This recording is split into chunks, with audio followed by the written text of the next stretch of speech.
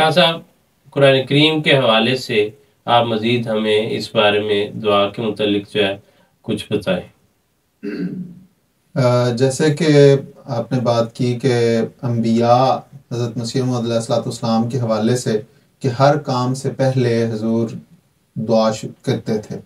یہی انبیاء کا وتیرہ ہوتا ہے، یہی ان کا طریق ہوتا ہے۔ اور گزشتہ پروگرام میں ہم نے یہ ذکر کیا تھا کہ دعا خدا تعالیٰ اور اس کے بندے کے درمیان ایک رشتہ ہے، ایک ذریعہ ہے جو آپس میں ملاتا ہے۔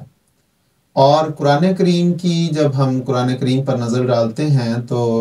اس میں انبیاء کی مختلف دعاؤں کا ذکر ملتا ہے۔ ہر مشکل وقت میں انہوں نے، حضرت آدم ہیں، انہیں مشکل پڑی تو انہوں نے خدا تعالیٰ کے حضور دعا کے ذریعے ہی اس مشکل کو دور کرنے کی کوشش کی۔ حضرت نوح کو مشکل آن پڑی تو انہوں نے بھی دعا کا ہی سہارا لیا۔ حضرت ابراہیم علیہ السلام کہتے ہیں کہ لم اکم بے دعائے کا رب شکیہ، کہ اللہ میں تو تیرے حضور ہمیشہ دعائیں کرتا ہوں اور کبھی اس میں ناکام نہیں ہوں، کبھی میں بدبخت نہیں قرار پایا، بلکہ ہمیشہ تو میری دعائیں سنتا ہے اور میں اس خوش بختی پاتا ہوں۔ حضور صلی اللہ علیہ وسلم کو مشکلات پیش آئیں تو کہتے ہیں کہ جنگ بدر کے موقع پہ جب ایک طرف 1000 کا لشکر ہے اور اس وقت کے اس زمانے کے لحاظ سے ان کے پاس ہر طرح کا اسلحہ موجود تھا، جانور ان کے پاس گھوڑے اونٹ موجود تھے، اور حضور صلی اللہ علیہ وسلم کے ساتھی جو نہتے تھے وہ اس کیفیت کو دیکھ کے، اس مشکل کو دیکھ کے حضور صلی اللہ علیہ وسلم اپنے خیمے میں تشریف لے جاتے ہیں اور وہاں پہ یہی دعا کرتے ہیں۔ اور یہی انبیاء کا طریق ہوتا ہے کہ وہ دعائیں کرتے ہیں اور اسی کے نتیجے میں اس کا بڑا اچھا، بڑا پیارا جو ہے ایک جملے میں کسی نے وہ نقشہ کھینچا ہے کہ جنگ بدر جو ہے وہ اصل میدان بدر میں نہیں جیتی گئی تھی، وہ تو اس خیمے میں جیتی گئی ہے، اس خیمے میں لڑی گئی ہے دعاؤں کے ساتھ جو ہے۔ اور حضور صلی اللہ علیہ وسلم نے اس قدر گریہ زاری کی کہ حدیث میں آتا ہے کہ حضرت ابو بکر رضی اللہ تعالیٰ عنہ گئے ہیں اور حضور کو کہا کہ حضور آپ نے بہت اپنے خدا کے حضور گریہ زاری کر لی ہے، بس اب کافی ہے، اور حضور پھر وہاں سے نکلے ہیں۔ اور دعاؤں کی یہ کیفیت ہے، قرآن کریم کہتا ہے لعلہ کا باقی نفسہ کا اللہ یکون، اس طرح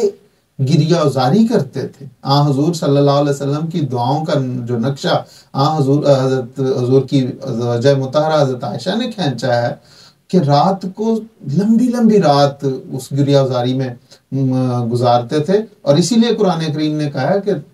اور وہ گریہ زاری کس لیے تھی؟ اس قوم کے لیے، اور کہا کہ اللہم اہد قومی فإنہم لا یعلمون، جب بھی اس قوم پہ بھی کوئی عذاب، کوئی تکلیف کی بات آنے لگی ہے تو روک دیا اللہ تعالیٰ کے حضور، یہی التجا کی کہ اللہ یہ جانتے نہیں ہیں، علم نہیں ہے انہیں، ان کو تو ہدایت دے دے۔ تو یہ قرآن کریم تو ان سارے باتوں سے حضور صلی اللہ علیہ وسلم کے ان اسوے سے بھرا ہوا ہے، اور یہی انبیاء کا دستور ہوتا ہے۔ اسی لیے ہم دیکھتے ہیں کہ جو خدا تعالیٰ کے انبیاء اور پھر ان کے خلفاء ہوتے ہیں اسی طریق کو پر چلتے ہیں۔ حضرت مسیح موعود علیہ الصلوۃ والسلام کا آپ نے ذکر کیا کہ ہر اہم کام سے پہلے دعا کرتے تھے، اور یہی ہم دیکھتے ہیں کہ حضور فرماتے ہیں کہ دعا کی ایسی اہمیت ہے کہ غیر ممکن کو یہ ممکن میں بدل دیتی۔ اے میرے فلسفیوں، زور دعا دیکھو، تو دعا کا جو زور ہے اس کو دیکھو، یہ تو ہر ناممکن کام کو ممکن میں بدل دیتی ہے۔ حضرت مسیح موعود علیہ السلام کے خلفاء نے بھی ہمیں اسی ڈگر پہ، اسی طریق پہ، اسی اسوے پہ چلایا ہے، اور حضرت خلیفۃ مسیح رابع اشعار میں فرماتے ہیں کہ جب وہ مصیبت کا وقت آیا، ایک اس دور کے فرعون نے جماعت کے لیے تنگی پیدا کرنے کی کوشش کی، تو حضور نے یہی فرمایا کہ یہ دعا ہی تو تھی جس نے توڑا تھا سر کبر نمرود کا، کہ جس طرح ابراہیم کے مقابل پہ آنے والا جو نمرود تھا، وہ اس دعا، حضرت ابراہیم کی دعا کے نتیجے میں وہ اس کا سر ٹوٹا تھا اور وہ اس نے ناکام و نامراد ہوا تھا. یہ بھی دراصل قرآن کریم کا ہی وہ مضمون ہے جس کو حضرت خلیفۃ مسیح رابع رحمہ اللہ تعالیٰ نے اس شعر میں بیان کیا. اسی طرح حضور نے فرمایا کہ وہ دعا ہی کا تھا معجزہ کہ عصا ساحروں کے مقابل بنا اژدہا. اس میں بھی حضرت صاحب نے حضرت موسیٰ کے اس پورے واقعے کی منظر کشی کی ہے کہ حضرت موسیٰ تو اپنے رب کے حضور گریہ ازاری کرتے ہوئے جھک گئے تھے، اور اسی دعا کے نتیجے میں وہ سونٹا جو تھا اس نے ان تمام اژدہاؤں کو رسیوں میں بدل دیا اور ان کو ملیا میٹ کر دیا. اور اگر ہم دیکھیں تو ہمارے موجودہ امام حضرت امیر المومنین یدہ اللہ تعالیٰ بن نصر العزیز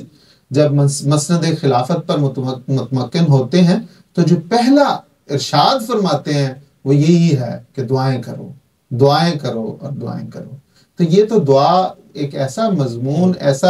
ایسی چیز ہے کہ یہ تو خدا تعالیٰ کے حضور بندہ اگر جھک جائے تو اس سے کبھی نا امید لوٹتا ہی نہیں، جھولیاں بھر کے اس در سے وہ آتا ہے.